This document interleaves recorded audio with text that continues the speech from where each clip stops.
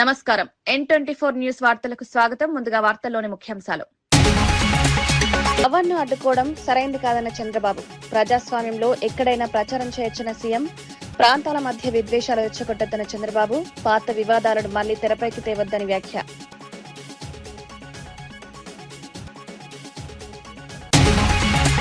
YCP నేతలపై మంత్రి కొల్లు రవీంద్ర విమర్శలు. దోపిడీలు చేసిన వారి నీతులు చెప్తున్నారని ఆగ్రహం. పేర్ని నానిపై ఘాటు వ్యాఖ్యలు.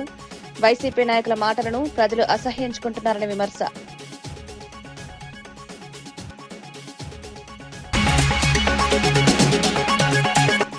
తెలంగాణ కాంగ్రెస్ వల్లే సాధ్యమైందని చామల స్పష్టం. సోనియా నిర్ణయంతోనే తెలంగాణ సాకారమైందని వ్యాఖ్య. తెలంగాణపై బీజేపీ నేత వ్యాఖ్యలకు కౌంటర్. 10 ఏళ్ల పాలనలో తెలంగాణను దోచుకున్నారని విమర్శ. ప్రభుత్వ నియామకాలపై జగన్ తీవ్ర ఆరోపణలు. నిబంధనలు మార్చి పోస్టులు కట్టబెట్టారన్న విమర్శ. బాధిత అభ్యర్థులకు న్యాయ సహాయం అందిస్తామని హామీ. అవసరమైతే సీబీఐ విచారణ కోరుతామని స్పష్టం.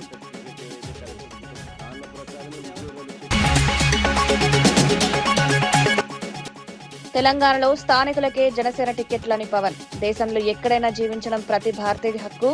ప్రాంతీయ విద్వేషాలకు తావివ్వొద్దని సూచన. తెలంగాణ రాజకీయాలపై అధినేత వ్యాఖ్యలు.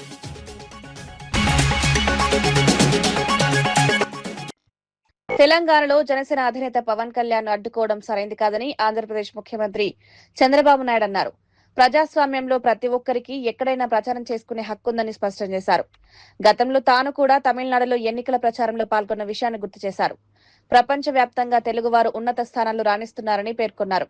రాజకీయ పార్టీలు ప్రజలకు మెరుగైన సేవలు అందించడంలో పోటీ పడాలని, ప్రాంతాల మధ్య విద్వేషాలు రెచ్చగొట్టడం మంచిది కాదన్నారు.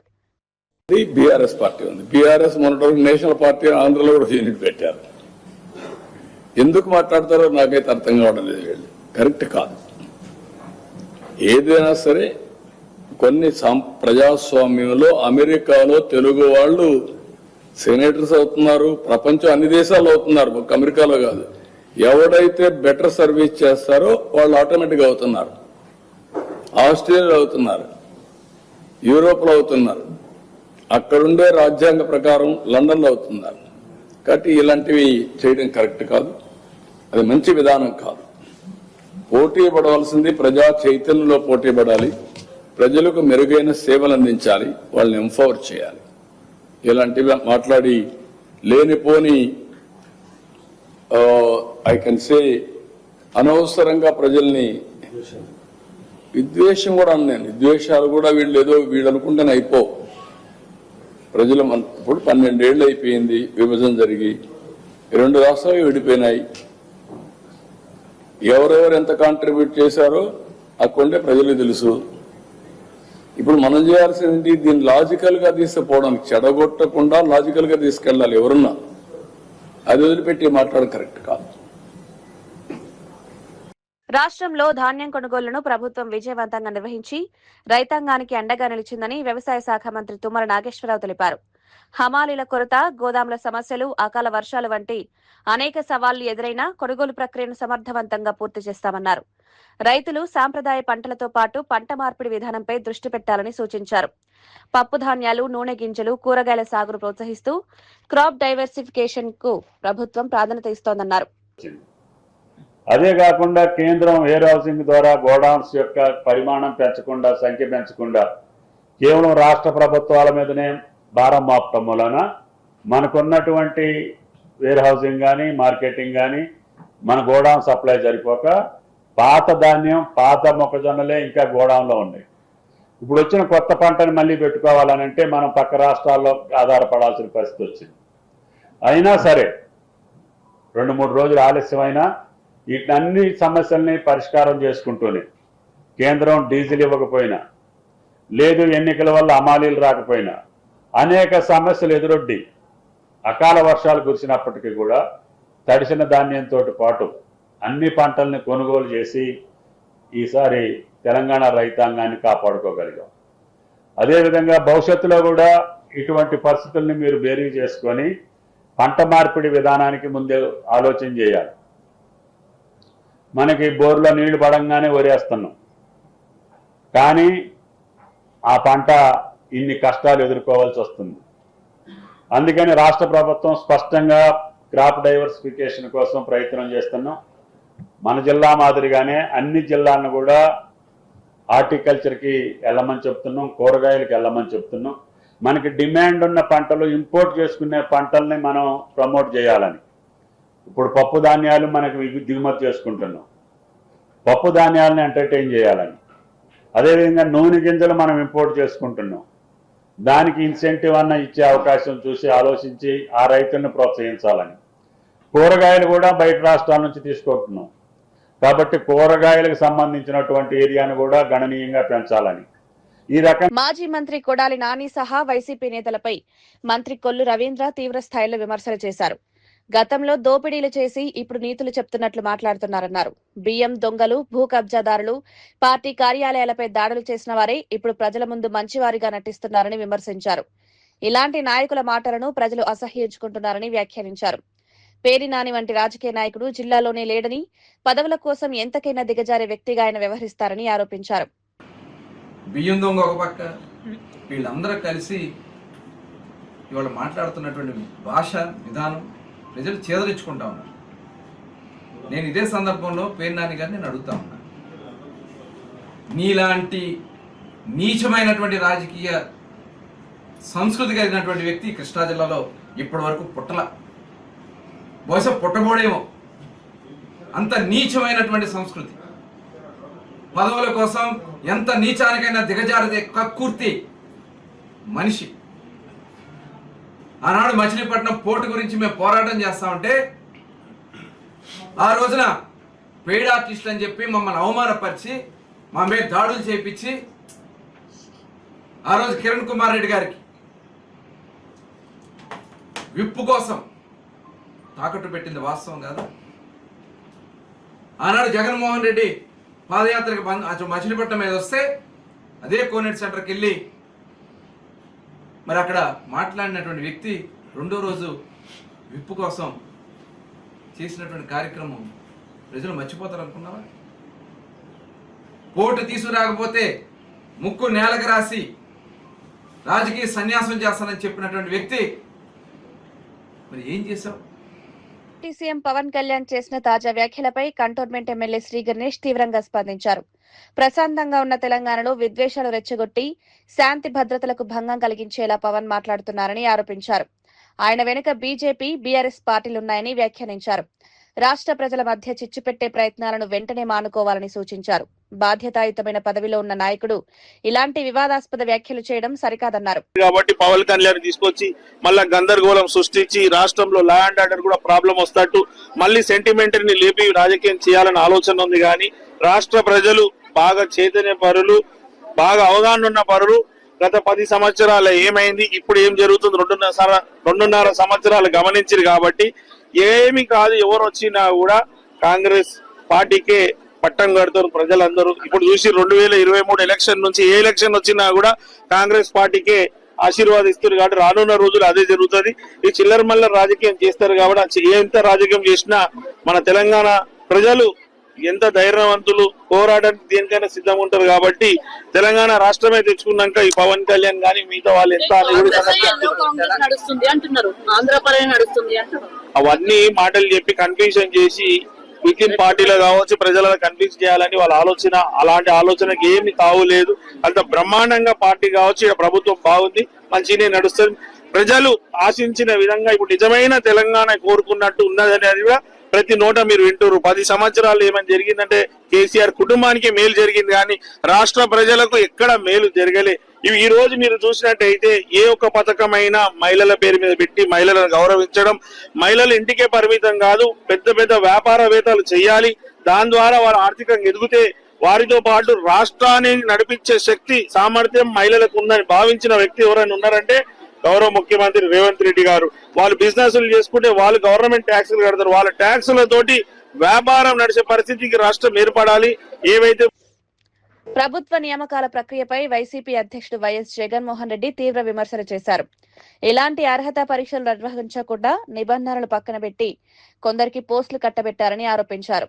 ప్రత్యేకంగా కొందరికి మేలు చేసేందుకు జీవోలను మార్చారని, అవసరం తీరిన తర్వాత మళ్లీ వాటిని సవరించారన్నారు. అర్హత ఉన్నప్పటికీ అవకాశాలు కోల్పోయిన అభ్యర్థులకు న్యాయ సహాయం అందిస్తామని హామీ ఇచ్చారు.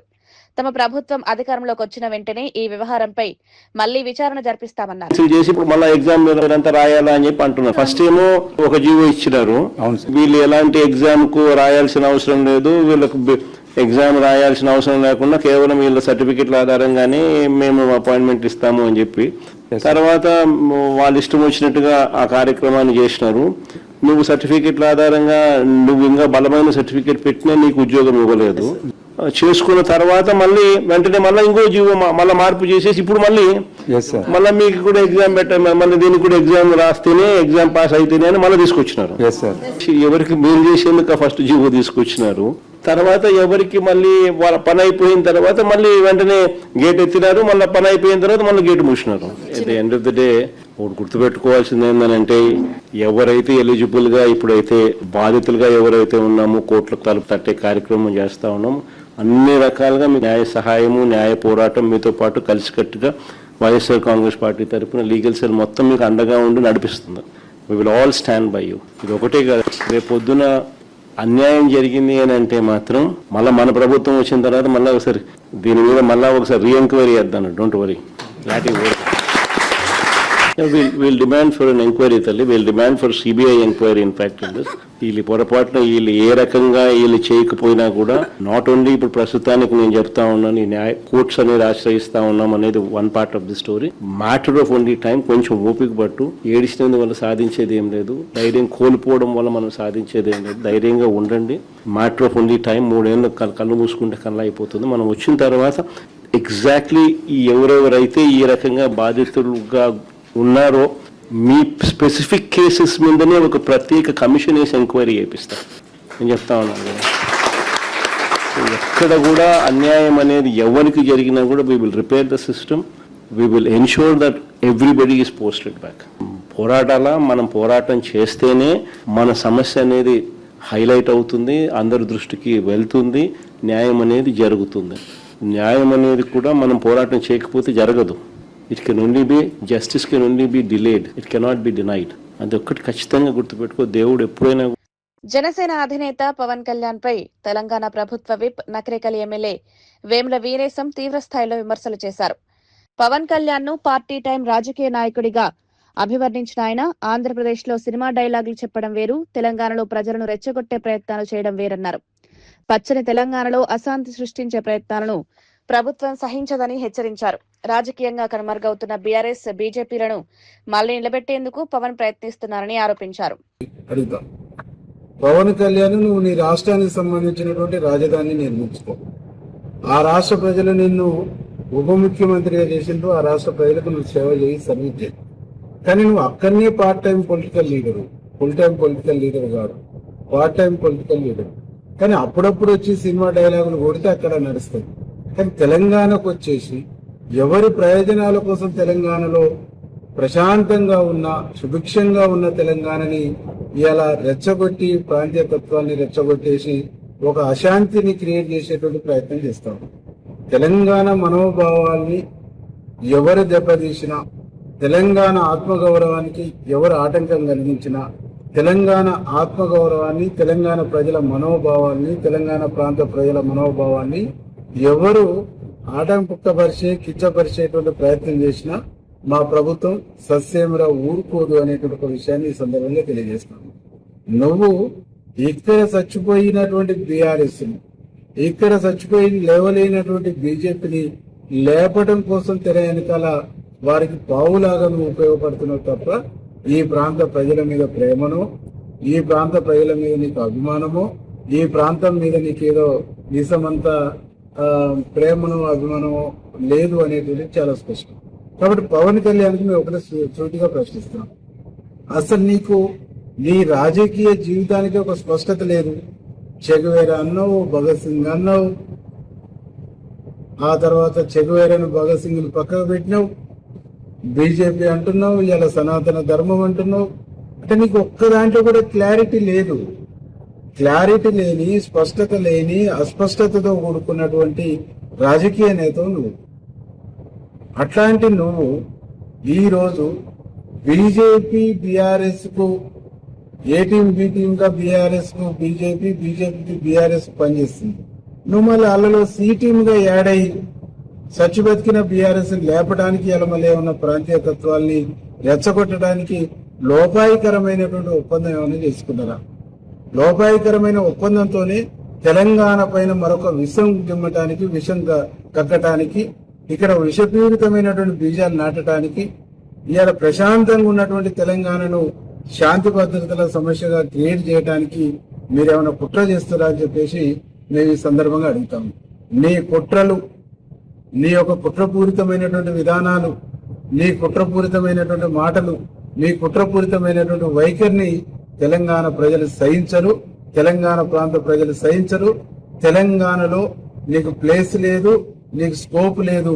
ప్రజాస్వామ్యబద్ధంగా ఇక్కడ నువ్వు వచ్చి ఒక సినిమా తీసుకో, 4 డైలాగులు చెప్పుకొని పో, నీ అభిమానులను సంతోషం పెట్టుకో. కానీ ఇక్కడ రాజకీయ కుట్రలు చేస్తాము, రాజకీయ కుట్రలకు తెరదించుతాము, రాజకీయ కుట్రలకు ఇక్కడ మేము పావులు కదుపుతామంటే. తెలంగాణ రాజకీయాలపై జనసేన అధినేత పవన్ కళ్యాణ్ కీలక వ్యాఖ్యలు చేశారు. ఆంధ్రప్రదేశ్ నుంచి వెళ్లి తెలంగాణలో ఎవరూ పోటీ చేయడం లేదని, జనసేనలోని తెలంగాణ భూమిపుత్రులే ఎన్నికల్లో బరిలో నిలుస్తారన్నారు. దేశంలో ఎక్కడైనా బ్రతకడం ప్రతి భారతీయుడి హక్కు అని, ఆ హక్కును కాలరాసే అధికారం ఎవరికీ లేదన్నారు. ప్రాంతీయ విద్వేషాలకు తావు లేకుండా ప్రజాస్వామ్య విలువలను గౌరవించాలని సూచించారు. కశ్మీరీ పండిట్ల ఉదాహరణను ప్రస్తావిస్తూ ప్రాంతీయత పేరుతో ప్రజలను దూరం చేయడం సరైంది కాదని వ్యాఖ్యానించారు. కదా ఈవెన్ తెలంగాణ పోలీసు కూడా అదే చెప్తారు కదా, ఒకరోజు ఆపగలరు, 2 రోజులు ఆపగలరు, కానీ అలా తెలుసు ఎక్కడ ఆప్ చేయలేదు, జరగదు కూడా. అది ఉన్న ఏదో ఒక మేబీ ఆ సందర్భం నాకు తెలిసి ఒక్కళ్ళు కూర్చొని చేసింది కాదు, ఏదో అది చిలికి గాలి వల్ల అయిందనుకుంటున్నాను. అంతకుమించి నిజంగా చెప్పాలంటే నేను అడిగారు, మన ఛానల్లో కూడా మన కొంతమంది జర్నలిస్ట్ సోదరులు కూడా అడిగారు, ఏదైనా కాన్స్పిరసీ ఉంటుంది అంటే ఏముంటుంది కాన్స్పిరసీ, ఏదో ఒకళ్ళు కూర్చోటి మాట్లాడి కాకపోతే దేనికి తక్కువ అంటుకుంటుందంటే మన దేశంలో బతకడం మన హక్కు కదా. మన హక్కుని ఇప్పుడు నేను కూర్చోబెట్టి ఈరోజు ఆర్టికల్ 370 రద్దంటే నువ్వు కూర్చోబెట్టి కాశ్మీరీ పండితులు మీరు ఇక్కడి నుంచి వెళ్ళిపోండి అంటే అవన్నీ ఎటు తిరిగినాయి, ఎటు వచ్చినాయి. అలాంటి కొద్దిమంది మాట్లాడటం దేశానికి శ్రేయస్కరం కాదు. డిఎస్సీ నియామకాల వ్యవహారంలో ఓ అభ్యర్థి తన ఆవేదన వ్యక్తం చేశారు. పీజీటీ, టీజీటీ పరీక్షలు 2 రాశానని, రెండింట్లోనూ అర్హత సాధించారన్నారు. తనకు కాల్ లెటర్ కూడా వచ్చిందని వెల్లడించారు. అయితే స్పోర్ట్స్ కోటా కారణంగా ఉద్యోగం ఇవ్వలేదని అధికారులు చెప్పారని ఆరోపించారు. అర్హతలు, మెరిట్ ఉన్న వారిని పక్కన పెట్టి అనర్హులకు ఉద్యోగాలిస్తే భవిష్యత్తులో విద్యా వ్యవస్థపై ప్రభావం పడుతుందన్నారు. 10వ తరగతి పేపర్లు ఎలా మూల్యాంకనం చేస్తారని ప్రభుత్వాన్ని ప్రశ్నించారు. రిజెక్షన్ లిస్ట్ లో కూడా లేదు మా పేరు, ఏ విధమైన కాంప్లికేషన్స్ లేవు కాబట్టి దానిలో కూడా మా పేరు లేదండి. మరి మా పేరు సెలక్షన్ లిస్ట్ లో ఎందుకు లేదు అని చెప్పి డిఈఓ ఆఫీస్ కి వెళ్లి అడిగితే నీ ప్లేస్ లో స్పోర్ట్స్ పర్సన్ రావడం వల్ల నీ పోస్ట్ వాళ్ళకి ఇచ్చేసామని చెప్పారండి. అలా ఎలా జరుగుతుంది అని చెప్పి అడిగినప్పుడు వాళ్ళు మాకు సరైన సమాధానాలు చెప్పకుండా చాలా దాటవేశారండి. మరి మేము టెట్, బిఎడ్, డిఎస్సి చాలా కష్టపడి ఎన్నో సంవత్సరాలుగా కుటుంబానికి దూరంగా ఉండి చాలా కష్టపడి చదువుకున్నామండి. మరి ఏ విధమైన ఎగ్జామ్ వాళ్ళు టెట్ రాయరంట, డిఎస్సి రాయరంట, డైరెక్ట్ రిక్రూట్మెంట్ అని చెప్పి డిఈఓనే చెప్పారు, మాకు కృష్ణా డిస్టిక్ డిఈఓ చెప్పారు. అలా ఎలా జరుగుతుంది అని అన్నప్పుడు వాళ్ళు అలానే రాస్తారు, అలానే వెళ్లిపోతారని చెప్పి అని అన్నారండి. మరి మేము కష్టపడి మెరిట్ లో ఉన్న మా ఉద్యోగాలు తీసుకెళ్లి ఏ విధమైనటువంటి ఎగ్జామ్ రాయకుండా, ఎలాంటి క్వాలిఫికేషన్ లేకుండా వాళ్ళకిచ్చి మా జీవితాలతోటి గవర్నమెంట్ చాలా ఆడుకుంటుందండి. మరి దీనికోసం మేము చాలా పరంగా కలవని ఆఫీసర్ లేరు, కలవని సంస్థ ఆఫీసుకి మేము వెళ్లకుండా లేమండి. చాలా ప్రయత్నాలు చేశాము, ఎక్కడికి వెళ్ళినా మాకు న్యాయం జరగలేదు. చివరిగా జగనన్న కార్యాలయానికి ఈ రోజు వచ్చామండి. మేము మా బాధని జగనన్నకు చెప్పుకుందామని, ఆయన తప్ప మా బాధను తీర్చేవారు ఎవరూ లేరని చాలా 100% ఫెయిత్ తో మేము వచ్చామండి ఇక్కడికి. మేము అనుకున్న దానికంటే కూడా చాలా ఎక్కువగా జగనన్న మమ్మల్ని అందరినీ కూడా ప్రేమతో ఆహ్వానించారు. మా అందరికీ చాలా మంచి ఆతిథ్యం ఇచ్చారు. తన ఛాంబర్ లోకి మమ్మల్ని అందరినీ తీసుకెళ్లి మా అందరినీ ముఖాముఖిగా కూర్చోబెట్టి మా అందరి బాధ ఇంతవరకు ఎవ్వరూ వినలేదండి. మా బాధని దేవుడు తప్ప మా బాధని ఎవ్వరూ వినలేదు. దేవుడి తర్వాత జగనన్నే ఈ రోజు మాతో మాట్లాడారు, మా బాధని అర్థం చేసుకున్నారు. మరి మేము కర్ణాటక నూతన ముఖ్యమంత్రిగా డీకే శివకుమార్ ప్రమాణ స్వీకారం చేశారు. లోక్ భవన్ లో జరిగిన కార్యక్రమంలో గవర్నర్ ఆయనతో ప్రమాణం చేయించారు. డీకే శివకుమార్ తో పాటు మరో 13 మంది నేతలు మంత్రులుగా ప్రమాణ స్వీకారం చేశారు. జి పరమేశ్వర, యతీంద్ర సిద్దరామయ్య, ప్రియాంక్ ఖర్గే తదితరులు మంత్రివర్గంలో చోటు దక్కించుకున్నారు. ఈ కార్యక్రమానికి కాంగ్రెస్ అగ్రనేతలు రాహుల్ గాంధీ, మల్లికార్జున ఖర్గే హాజరయ్యారు. తెలంగాణ ముఖ్యమంత్రి రేవంత్ రెడ్డి సహా పలువురు ప్రముఖులు వేడుకలో పాల్గొన్నారు. ಎತ್ತಿ ಹಿಡಿಯುತ್ತೇನೆಂದು ಮತ್ತು ಕರ್ನಾಟಕ ರಾಜ್ಯದ ಮುಖ್ಯಮಂತ್ರಿಯಾಗಿ ನನ್ನ ಕರ್ತವ್ಯವನ್ನ ಶ್ರದ್ಧಾಪೂರ್ವಕವಾಗಿ ಮತ್ತು ಅಂತಃಕರಣಪೂರ್ವಕವಾಗಿ ನಿರ್ವಹಿಸುತ್ತೇನೆಂದು ಭಯ ಅಥವಾ ಪಕ್ಷಾತೀತವಲ್ಲದೆ ರಾಗ ದ್ವೇಷವಿಲ್ಲದೆ ಎಲ್ಲ ಬಗೆಯ ಜನರಿಗೆ ಸಂವಿಧಾನಕ್ಕೆ ಮತ್ತು ಕಾನೂನಿಗೆ ಅನುಸಾರವಾಗಿ ನ್ಯಾಯಯುತವಾಗಿ ಮಾಡುತ್ತೇನೆಂದು ನನ್ನ ಅಜ್ಜ ಗಂಗಾಧರಜ್ಜನ ಹೆಸರಿನಲ್ಲಿ ಪ್ರಮಾಣ ಮಾಡುತ್ತೇನೆ. ಶ್ರದ್ಧಾಪೂರ್ವಕವಾಗಿ ಪ್ರತಿಜ್ಞೆಯನ್ನ ಮಾಡುತ್ತೇನೆ. ಮಾನ್ಯ ಮುಖ್ಯಮಂತ್ರಿಗಳು ಈಗ ಪ್ರಮಾಣ ವಚನಕ್ಕೆ ಸಹಿ ಮಾಡಲಿದ್ದಾರೆ.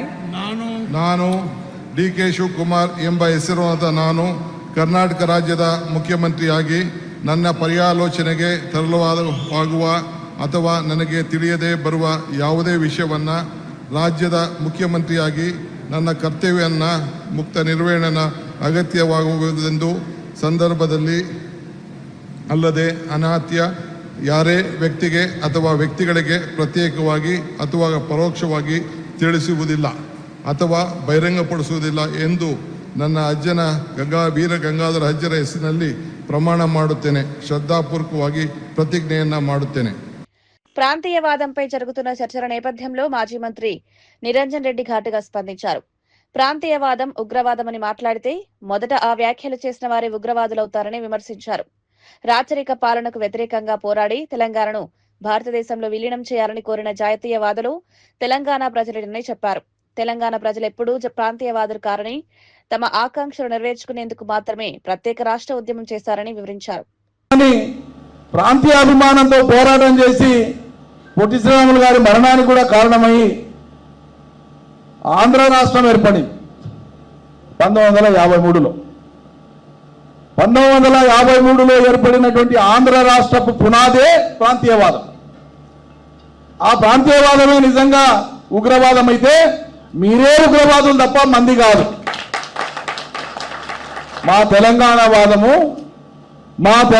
వాదము ముమ్మాటికి ఇది ఒక జాతీయవాదం, నిజమైన జాతీయవాదం తెలంగాణ వాదం. ఎందుకు తెలంగాణ 1948 వరకు భారతదేశంలో ఒక సర్వస్వతంత్ర సంస్థానంగా ఉన్నది, సర్వస్వతంత్ర రాజ్యంగా ఉన్నది, సర్వస్వతంత్రమైనటువంటి సైన్యాన్ని కలిగి ఉంది, సర్వస్వతంత్రమైనటువంటి ఒక నాణ్యాన్ని కలిగి ఉంది, ఒక కరెన్సీని కలిగి ఉంది, 100కు పైగా దేశాలలో రాయబారులు కలిగి ఉంది.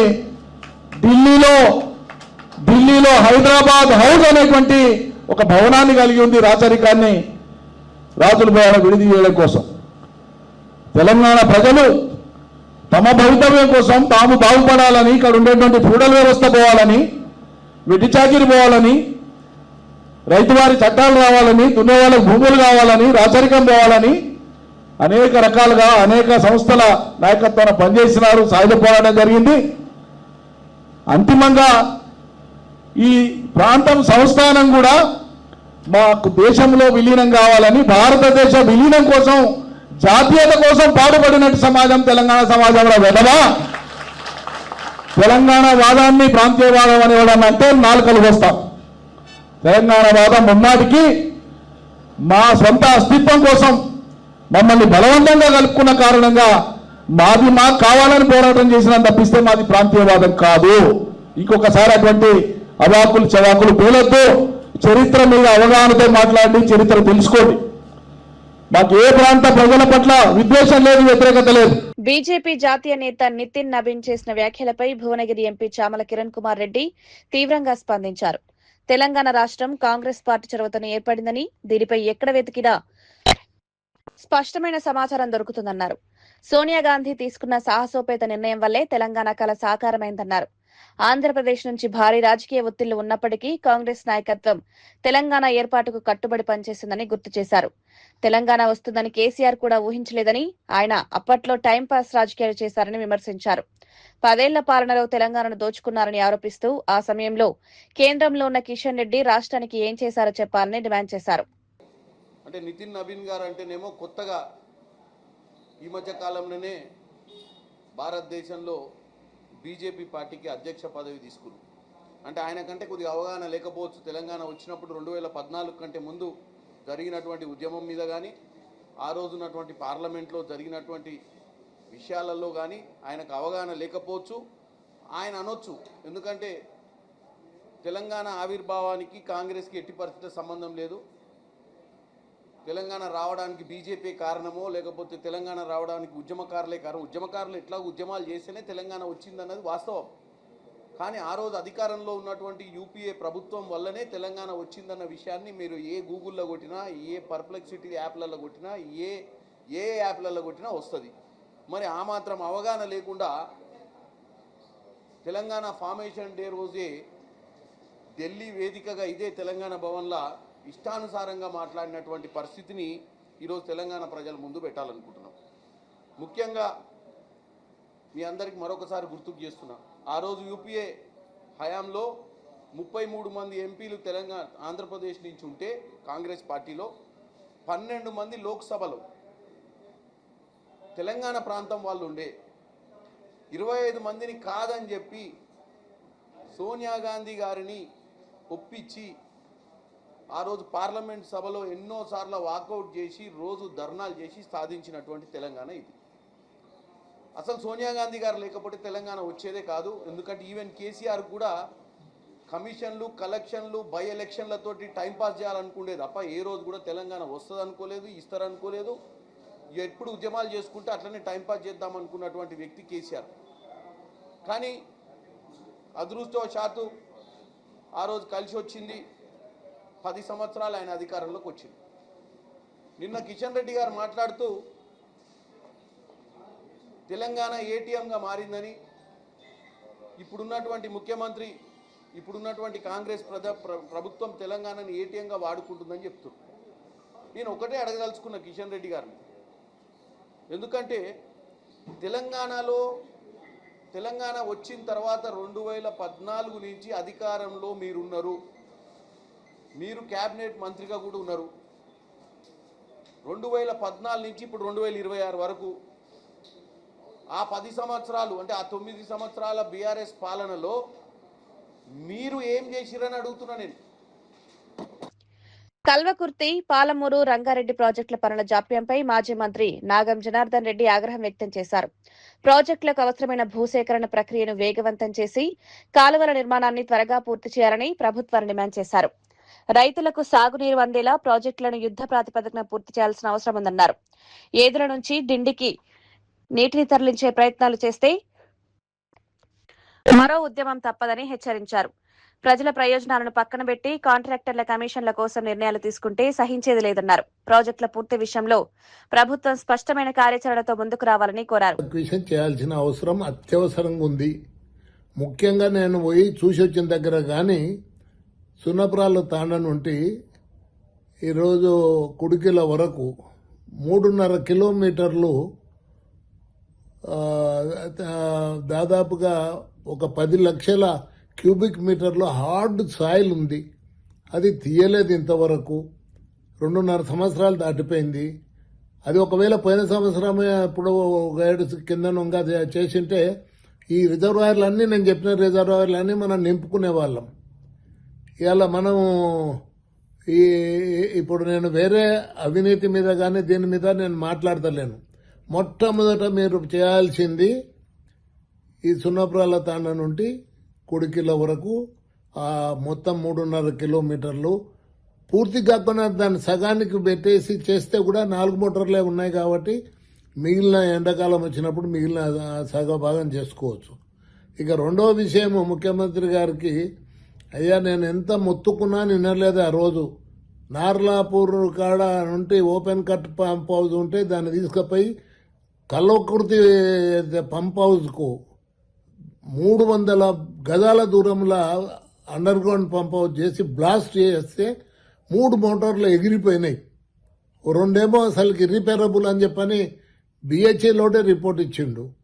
ఇలా ఈయన ఏదో బీదార్పులా రుస్తున్నాడు ఇప్పుడు కృష్ణారావు గారు, ఏదో మేము సామర్థ్యాన్ని ఇంకెవడో కుదిర్చినట్టు. ఆయన బాధ్యుడే. ఆయన కాలువకుర్తిలో కక్కుర్తిదే అని ఆ రోజు పెద్ద పెద్ద ఐటమ్స్ వచ్చినాయి పేపర్లు, అన్ని పేపర్లో కూడా. ఇవాళ మీరు ఇప్పుడు ఈ మొత్తం ముఖ్యమంత్రి గారితో 5 మోటార్లు నడిపించి ఏ విధంగా మీరు నీళ్ళు ఇస్తారో కాలువకుర్తి ద్వారా దానికి మొత్తం ఇవ్వచ్చు. ఇంకా రెండో విషయం కూడా చెప్తున్నాను మంత్రి గారికి, ఎవరికి, ఉత్తమ్ కుమార్ రెడ్డి గారికి. నీ ఒక్క జిల్లా బాగుపడితే లేదా నీ ఒక్క నియోజకవర్గం బాగుపడితే తెలంగాణ బాగుపడదు. ఇవాళ మేము మహబూబ్నగర్ జిల్లాలో 36 లక్షల ఎకరాలు సాగుకు అనువైన భూమి ఉంటే కేవలం 7-8 లక్షలు కూడా వాడతలేదే ఇప్పుడు. అదే మళ్ళీ ఇప్పుడు ఒక నల్గొండ లోపల 17 లక్షల ఎకరాలకు సాగుకు అనువైన భూమి ఉంటే 14.5 లక్షల ఎకరాలు వాడుతుంది. అరే ఇప్పుడు మీరు ఏదైతే ఇప్పుడు టనల్ వస్తుందో టనల్ నీటిని వాడుకొని మీరు తీసుకొని మళ్ళీ మా నీళ్ళని ఎందుకు పొక్క కొడుతున్నారు మీరు? ఇంత అసమర్థులు ఎమ్మెల్యే ప్రజలను ఎన్నుకుంటే ఎట్లా ఇది? ఎవరన్నా ఒక్కడన్నా నోరు తెరుస్తున్నాడా మాకు అన్యాయం జరుగుతుందని? ఒక్క ఎమ్మెల్యేనన్నా మాట్లాడుతున్నాడా దీని విషయంలో? అందుకోసం నేను ఒకటే చెప్తున్నాను, హెచ్చరిస్తున్నాను, అవసరం వస్తే ఉద్యమం చేపడతా. ఇప్పుడు మీరు ఏదుల కానుంటే నీళ్లు తీసుకుపోతుండ్రో అది ఆపమని చెప్తున్నా. అరే నువ్వు ఒట్టేం కాడ నీళ్ళు ఇడిచిపెడితే తూము ఇడిచిపెడితే చక్కగా పోయి ఏడా నీ డిండిలో పడతాయి. అది కూడా మీకు అవగాహన లేకుండా కాంట్రాక్టర్ల కోసం పనులు చేపట్టొద్దని చెప్పి నేను. ఈనాటి వార్తా విశేషాలు మరో బులెటిన్లో మళ్ళీ కలుద్దాం. నమస్కారం.